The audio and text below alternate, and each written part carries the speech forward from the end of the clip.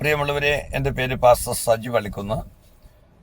ഞാനൊരു യാത്രയുടെ ഇടവേളയിലാണ് ഈ വീഡിയോ ഇപ്പോൾ ചെയ്യുന്നത്.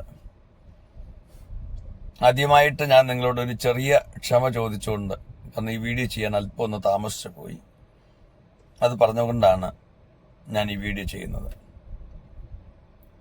നമ്മൾ കുറച്ച് നാൾ മുമ്പ് ഒരു സഹോദരിയുടെ വീഡിയോ ഇട്ടിരുന്നു. ആ സഹോദരിയുടെ പേര് അമ്മിണി എന്നാണ്. ഇവർ 47 വയസ്സ് മാത്രമേ ഉള്ളൂ.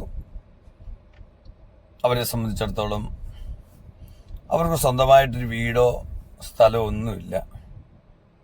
അവരുടെ വയറ്റിൽ ക്യാൻസർ ആയിപ്പോയി. ആ സഹോദരിയെ ശുശ്രൂഷിച്ചതും താമസിപ്പിച്ചതും ഒക്കെ ബെമ്പായത്തുള്ള അവിടെ ഒരു ബന്ധുവാണ്.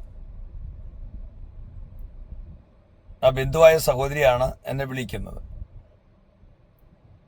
എന്നോട് ഇങ്ങനെ പറഞ്ഞു, പാസ്റ്റർ എങ്ങനെയും ഒന്ന് വരണം, ഞങ്ങൾ സാമ്പത്തികമായിട്ടുള്ള ഒരു ഹെൽപ്പിന് എന്തെങ്കിലും ഒന്ന് ചെയ്യണേ എന്ന് പല പ്രാവശ്യം അവരെന്നെ വിളിച്ചു.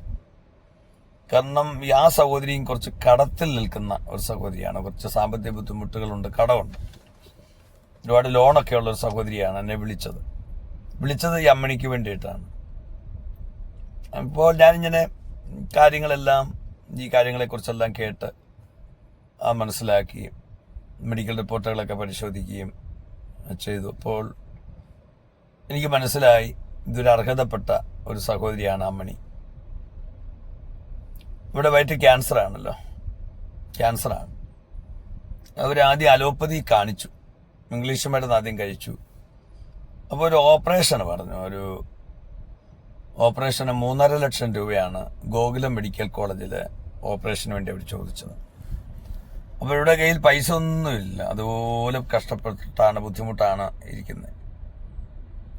അങ്ങനെ ഒരു വലിയൊരു പ്രയാസത്തോടുകൂടെ, വലിയൊരു വിഷമത്തോടുകൂടെ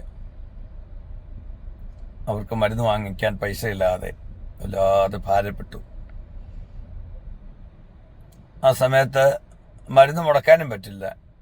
അങ്ങനെ ഒരു ഹോമിയോ മരുന്ന് കഴിക്കാൻ തുടങ്ങി. പക്ഷെ അതിനും പൈസ ഇല്ല.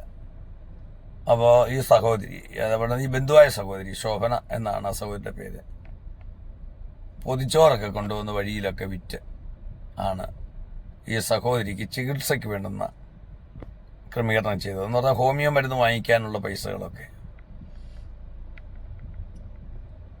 പക്ഷെ അതിനും പൈസ ഇല്ലാത്ത ഒരു സാഹചര്യത്തിലേക്ക് വന്നപ്പോഴാണ് ഞാനൊരിക്കൽ ഒരു സന്ധ്യയായിട്ട് ഞാനും കുടുംബവും അവിടെ പോയി ഈ അമ്മിണി എന്ന് പറയുന്ന രോഗിയായ 47 വയസ്സുള്ള ഈ സഹോദരിയെ കണ്ടത്.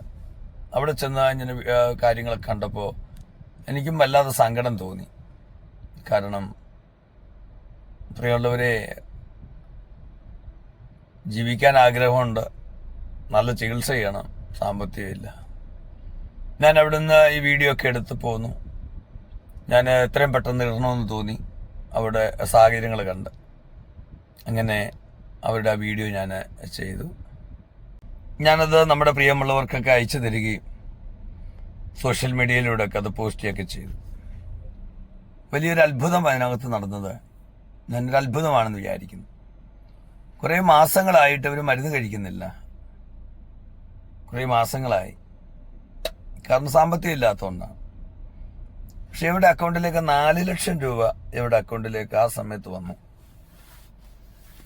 അങ്ങനെ വന്നപ്പോഴാണ് ഇവർക്ക് പെട്ടെന്ന് ഒരു പ്രയാസം ഉണ്ടായി. അവരുടെ ശരീരമൊക്കെ വിറക് കൊള്ളി പോലെ ആയിപ്പോയി. BP പെട്ടെന്ന് താണു പോയി. പെട്ടെന്ന് അവരെ അന്നേരം കിട്ടിയ നിലയിൽ കിംസ് ഹോസ്പിറ്റലാണ് അഡ്മിറ്റ് ചെയ്തത്. കിംസ് ഹോസ്പിറ്റലിൽ അഡ്മിറ്റ് ചെയ്തപ്പോൾ, കാരണം അന്നേരത്തെ സാഹചര്യത്തിന് അവിടെയാണ് കൊണ്ടുപോയത്. അവിടെ ചെന്നപ്പോൾ വളരെ ക്രിട്ടിക്കൽ സ്റ്റേജാണ്. അപ്പോൾ എത്രയും പെട്ടെന്ന് അവിടെയുള്ള 2 ICU ഉണ്ടെന്ന്, ക്രിട്ടിക്കൽ സ്റ്റേജിലുള്ള ആളുകളെ നോക്കുന്ന കൂടുതൽ സൗകര്യങ്ങളുള്ള ഒരു ICUവിലാണ് ആദ്യം അവരെ ഇട്ടത്. അങ്ങനെ അവിടെ ഇട്ട് ചിലപ്പോൾ നോർമലായി കഴിഞ്ഞപ്പോൾ കുറച്ചുകൂടെ ചിലവ് കുറഞ്ഞ ഗോകുലം മെഡിക്കൽ കോളേജിലേക്ക് കൊണ്ടുവന്നു. അപ്പോൾ ഈ കിംസിൽ അവിടെ ചെന്ന് കാണിച്ചപ്പോൾ അവർ പറഞ്ഞത് പെട്ടെന്ന് ഓപ്പറേഷൻ ചെയ്യണം എന്ന് പറഞ്ഞു. പക്ഷെ അവിടെ ഭയങ്കരമായി പൈസയാവും.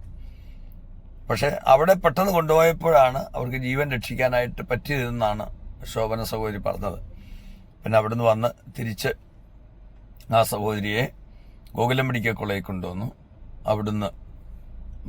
അവിടുന്ന് പെട്ടെന്ന് ഓപ്പറേഷൻ ചെയ്തു.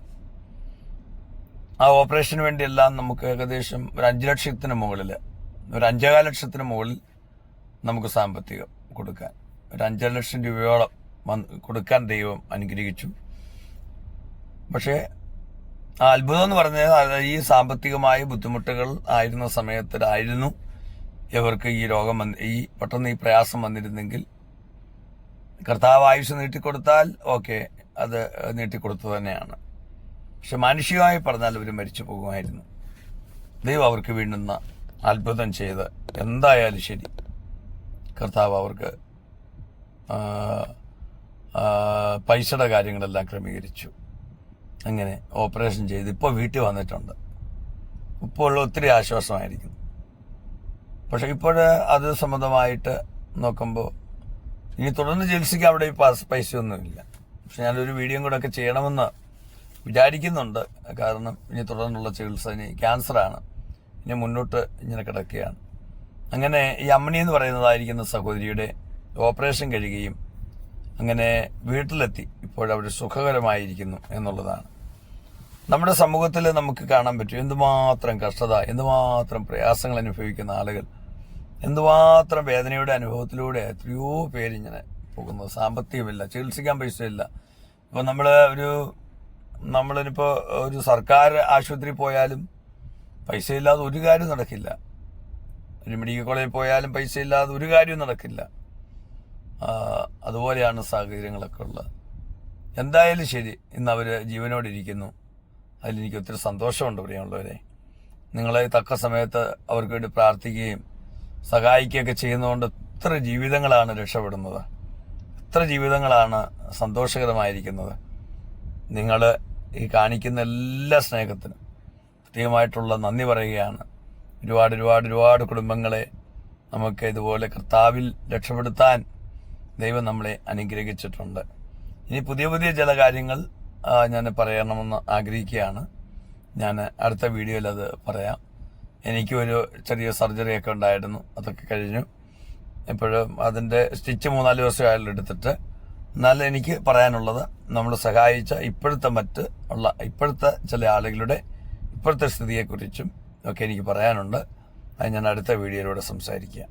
ദൈവം എല്ലാവരെയും അനുഗ്രഹിക്കട്ടെ. ആമേൻ.